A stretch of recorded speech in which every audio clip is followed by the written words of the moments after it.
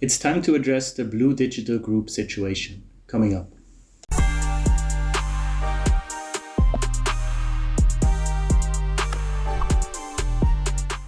Hello and welcome back to the Freelanceverse. Thanks for coming back to the channel once again. Hope you're all having a great day. Unfortunately, today's topic is not going to be a very positive one.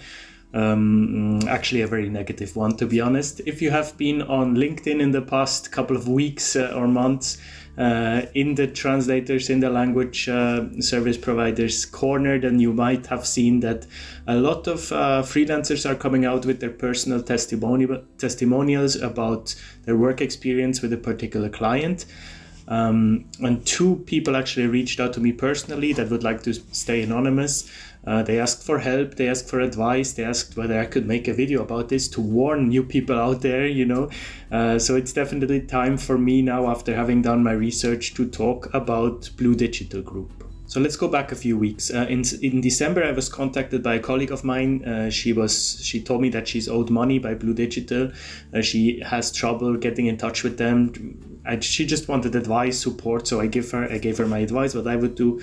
Gave her a few links people that she can contact, and I thought the matter would be done. Then 2 weeks ago, I saw a LinkedIn post. I'm going to show it on screen, by Lara Schäfer.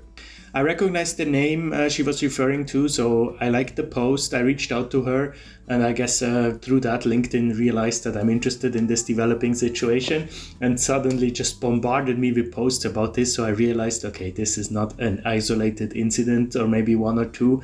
This is a big situation that is developing. And over the past days, weeks, the situation has become even bigger. And probably when you see this video, because of course I'm making this beforehand, so just know that it's a developing situation, and I'm sure it has become even bigger and bigger. And hopefully people have gotten their money back by now, at least partly. But it's definitely time that I cover this as well, just to warn you guys out there to be careful. To work with them. Let's be honest. I mean, this is crazy.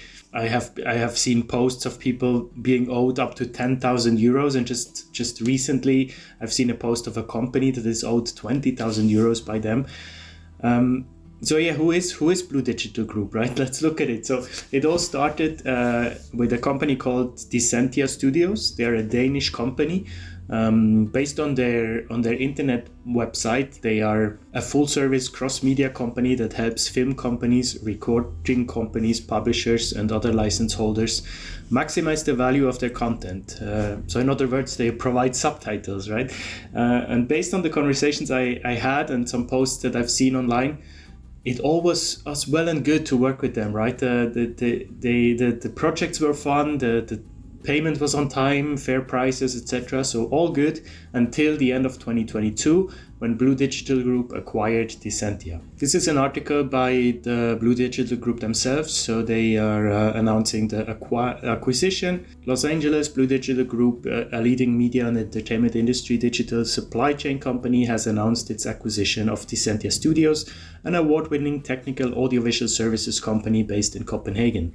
Dissentia Studios specializes in content distribution, localization, and post-production services for the European market. So after this point, from end of 22 onwards, so let's say the last 2 years, 23, 24, they heavily relied on using freelancers in the European market to provide subtitles for European productions, and not paying your freelancers when it's literally the backbone of this part of your business is not only extremely unprofessional, it's rude, it's impolite, it's also borderline scammy, right? But at this point in the story, I still wanted to give the company the benefit of the doubt, because I read some conversations where they said, at the moment we don't have the funds to pay the freelancers. So I was like, okay, if it's like a small studio that is trying to like make it work in this tough industry of media localization, there is at least a conversation to be had, right? But unfortunately, they are not. Let's be honest. In reality, when you look at their website,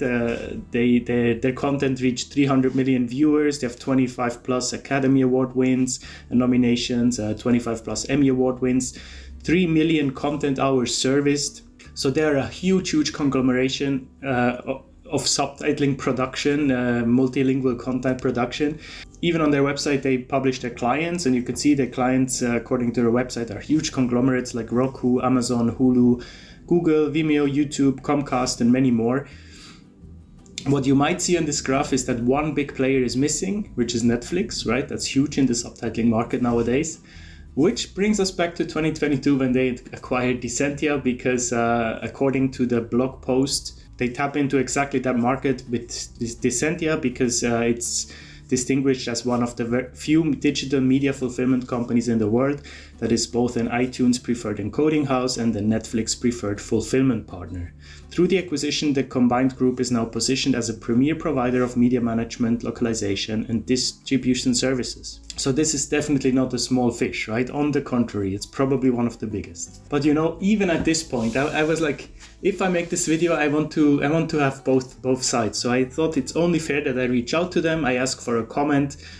They can say whatever they want through this channel as well, right? To the freelancers out there. So I prepared a message. I sent them a message saying, look, I'm preparing a video. If you would like to comment on it, please go ahead. To my surprise, I got an immediate answer because a lot of freelancers didn't get any answers. I immediately got one. Not by someone in charge though, not by someone that wanted to give a comment. They simply said, look, we are in the process of paying freelancers. We want to get this sorted. Can we give you an official comment on the 18th or 19th of February? I was hesitant, but I said, okay, let's do it. I'm going to wait with my video until the end of the 19th of February, and then I will film it. Please send me the statement by then. And I have not heard back from them. It's currently the 22nd of February. No statement has been made. So silence can be also a statement, I guess. After seeing horrible posts every single day of people being owed thousands of euros, I was happy to see that in the last couple of days, finally some freelancers also announced that they got their money back. But I still would like to mention that a lot of people have not received it back or have only received parts of the money, right? And after months and months of nagging them and threatening with legal action. So just, that the people are now getting paid is not absolving anyone, right? They're not suddenly, a prime client to be working with. Allegedly, they are now paying the translators that have ongoing projects with them, but the ones that are further back have still not heard anything. Like this post that I've recently seen that is still owed up to 10,000 euros and has not heard anything back. I think it's just so important that you do your due diligence before you work with a client, because if you go on Blueboard by Pros, you see that they not only have a 1.1 star rating, but they're even banned for posting on Pros, and that takes a lot to get that esteemed status, right? So definitely never ever work with a company like this. Of course, not to blame anyone that has been working with them, especially because prior to 23 everything was fine, right? So probably the people that worked with Dicentia before, they were just suddenly taken aback that the payments are not coming in anymore and what is happening. So definitely no shame if you fell into that trap. I just want to make this video for everyone out there that hasn't and hopefully shouldn't. I really want to shout out Luc van Koten at this time. He is kind of leading the charge in this matter. He has an amazing blog post about it. I'm going to link it down below. His blog is called Localization. Nice name, by the way. Definitely check it out. It's a chronological order. Everything is developing. I was in contact with him. He said also when this video comes out, it will go to the blog post as well. I definitely want to highlight especially this conversation between a freelancer named Daniel Shikosh, who is also very much a vocal advocate of the matter, and Paulette P, which stands for Paulette Pantoja, who is the CEO and founder of Blue Digital Group. Apparently, she shortened her name on LinkedIn now, so I might say that it's so she can't be tagged in any LinkedIn posts anymore.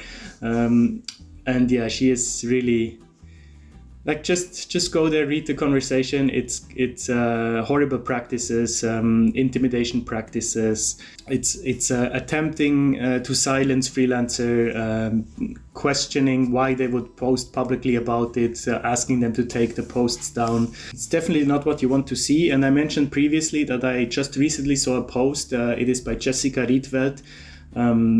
as you can see, the rabbit hole goes even deeper. She claims that her company is owed 20,000 euro from Blue Digital, and that Blue Digital is collecting subsidies through their Denmark branch, Dicentia, to keep their heads over water and pay their freelancer. So it's definitely a sinking ship, right? Steer clear from that ship. You don't want to have anything to do with it. And if you're currently in it, jump ship as soon as you can. Get your last payments in and then leave. Because that's not going to end well, definitely not. It's great to see that associations like Subtitle, like audiovisual translators, like the Autorsbond in the Netherlands, and even Fit Europe now is coming together and making statements publicly about the situation. This means that you're not alone if you're in this boat and you're fighting for that money. It can feel a bit lonely sometimes, right? But you can definitely reach out to these organizations. So many people are affected, so you're not alone. So definitely join the cause. I want to show you the statement of Subtitle, of the Subtitlers Association, just so that you know what the public perception is, what the tone is. Over the past few days, posts about delayed invoice payments from Blue Digital Group have been rightfully circulating on social media. We highly discourage freelancers from working with Blue Digital Group and stand with those whose payments have been delayed. We commend freelancers for bravely speaking out. However, they should not have to go to such length simply to get paid for their work. Blue Digital Group's request that posts be deleted following payment is a pitiful attempt to control their image by censoring freelancers. We will not be silenced and will continue to fight until our rights are respected and our work is valued. We ask that Blue Digital Group's high-profile clients such as Amazon, Netflix, HBO and Disney reconsider working with the group and investigate the unethical practices in their value chain. As you can see, very tough words, and rightfully tough words by the Subtitlers Association there. Thank you very much for that in the name of all freelancers. It's really nice to see the support from associations from bigger, also from Fit Europe, from bigger institutions that can actually make a change. And apparently it has been fruitful, because one of the latest updates that I just got to the story is that Netflix, apparently in response to intense public pressure, silently removed Blue Digital Group from its preferred fulfillment partner list. So yes, they are removed, but it has been done silently, no statement whatsoever, probably trying to just sweep it under the rug. That's not gonna work. I'm happy to see that they are removed, but there needs to be more. All freelancers need to be paid. We deserve workers' rights. We deserve to be recognized, especially in the subtitling market, where crediting someone's work is not the norm, unfortunately. Just to finish this video, I want to give you some tips. I recently wrote a LinkedIn post because so many people get scammed through my name. So people use my name and try to get someone to work for them. It's not a similar scam to this, but I wrote a LinkedIn post with a few things that you can watch out for when something looks scammy. So I want to show that to you quickly. Please be aware and know that I would never approach anyone on Telegram, Facebook or Insta for a collaboration. Never trust any anonymous Telegram channel that needs your services urgently. That's a scam. Never pay anyone a fee so that they can register you on their platform. That's a scam. If an offer is too good to be true, you're a newbie and someone is offering you $2,000 for a day's work, that's a scam. Never give someone your credit card details so that they can credit you the amount due, that's a scam. Never create an account on a sketchy banking website in order to receive payment quicker and tax-free, that's a scam. Never trust a person that is hesitant to give out additional information, e.g. website, contact information, client information, etc. That's a scam. I could go on and on. That's just something to keep in mind. Always check Blueboard, always do your background checks. Ask other freelancers if they've worked with them. If you do a first job for a company, you can ask a prepayment, right? You can ask 25%, 50%, 100% upfront. Say that you've been burned before, you don't want to be in this situation again.